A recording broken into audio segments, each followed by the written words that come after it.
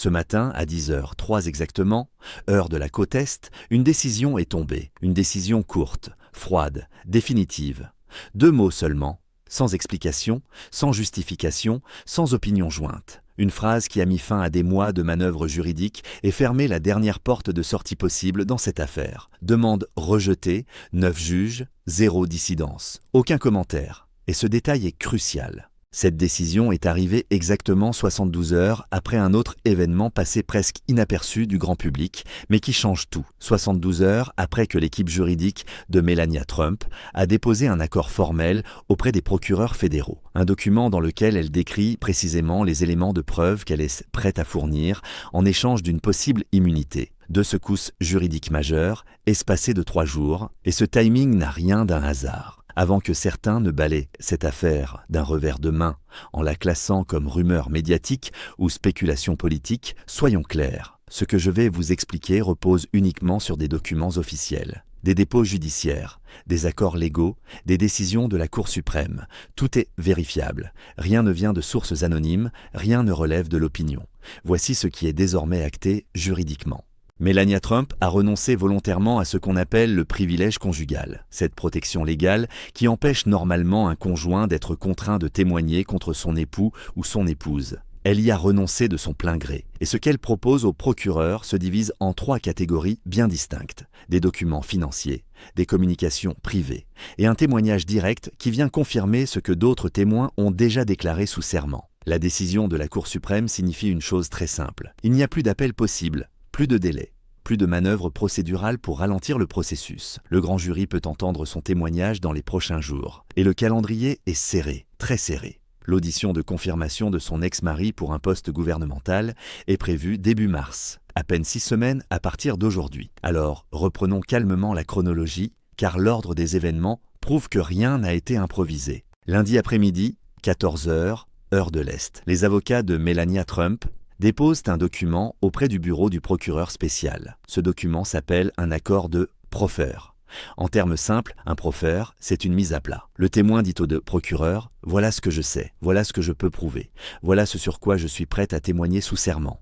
En échange, les procureurs examinent la possibilité d'une immunité ou d'une protection judiciaire. Ce n'est pas inhabituel dans les affaires fédérales. Des témoins coopèrent régulièrement de cette manière. Ce qui est exceptionnel ici, c'est l'identité de la personne qui coopère et la nature des informations fournies. 24 heures plus tard, mardi à la même heure, l'équipe de défense du principal accusé dépose en urgence un recours devant la Cour suprême des États-Unis. Leur objectif est clair, bloquer le témoignage avant même que le grand jury ne l'entende. L'argument avancé, c'est le suivant. Forcer ce témoignage violerait la vie privée du mariage et les protections constitutionnelles. Ce qui frappe, c'est la rapidité. Ce type de recours prend habituellement des semaines à préparer. Celui-ci a été déposé en 24 heures. Cela indique une chose, l'équipe de défense savait que cette coopération arrivait. Elle s'y attendait. Mercredi matin, 48 heures après le proffer, la Cour suprême enregistre le recours. Elle lui attribue un numéro de dossier, elle annonce qu'elle va l'examiner, mais elle ne suspend pas la procédure. Et ce silence est lourd de sens. Lorsqu'une juridiction suprême estime qu'un recours présente un véritable enjeu constitutionnel,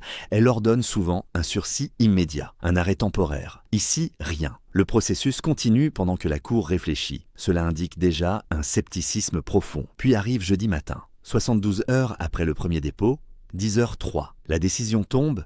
Une phrase. Demande rejetée. Aucun juge ne s'y oppose, aucun ne demande d'explications supplémentaires. Même les juges nommés par Donald Trump ne dissentent pas. Quand une cour écrit une décision détaillée, même courte, c'est qu'elle estime que la question mérite débat. Quand elle tranche en une ligne, unanimement, cela signifie que l'argument ne mérite même pas d'être discuté. Sur plus de 30 ans à suivre des affaires judiciaires, j'ai vu ce type de rejet à peine 3 fois. Et à chaque fois, cela signifiait que l'argument avancé était juridiquement vide. Alors regardons maintenant ce que contient réellement cet accord de coopération, car c'est là que réside le cœur du dossier. Première catégorie, les documents financiers. Melania Trump a signé des déclarations fiscales conjointes pendant plusieurs années. Ces documents sont signés sous peine de poursuite pour faux témoignages. Ils reposent sur des évaluations d'actifs. la valeur de propriété, les revenus générés, les déductions déclarées, si ces mêmes biens ont été surévalués auprès des banques pour obtenir des prêts, puis sous-évalués auprès de l'administration fiscale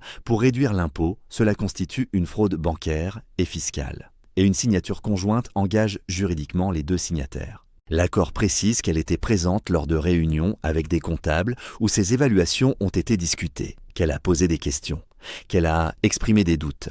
Ces échanges existent sous forme d'email que les procureurs possèdent désormais. Deuxième catégorie, les communications.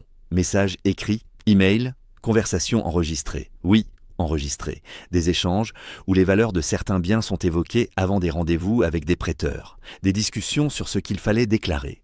Et acquis. Dans les affaires fédérales, des enregistrements valides, obtenus légalement, sont des pièces extrêmement lourdes. Et s'ils sont proposés dans un accord de coopération, cela signifie qu'ils ont déjà été vérifiés. Troisième catégorie, la corroboration. Elle ne vient pas seule avec une histoire, elle confirme point par point ce que d'autres témoins ont déjà déclaré sous serment. Les comptables, les banquiers, les évaluateurs immobiliers. En droit pénal fédéral, la corroboration est essentielle. Un témoin peut mentir, deux peuvent se tromper, trois, avec des documents, construisent un schéma.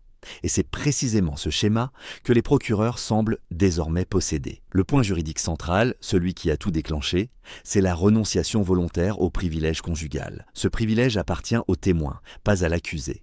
Cela fait plus de 40 ans que la jurisprudence est claire. Si un conjoint choisit de parler, l'autre ne peut pas l'en empêcher. La défense a tenté de plaider la contrainte. Elle a échoué.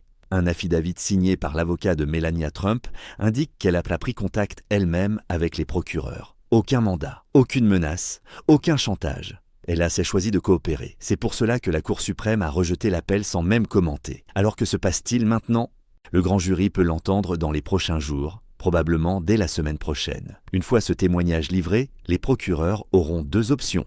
L'argument avancé est le suivant. Forcer ce témoignage violerait la vie privée du mariage et les protections constitutionnelles. Ce qui frappe, c'est la rapidité. Ce type de recours prend habituellement des semaines à préparer. Celui-ci a été déposé en 24 heures. Cela indique une chose. L'équipe de défense savait que cette coopération arrivait. Elle s'y attendait.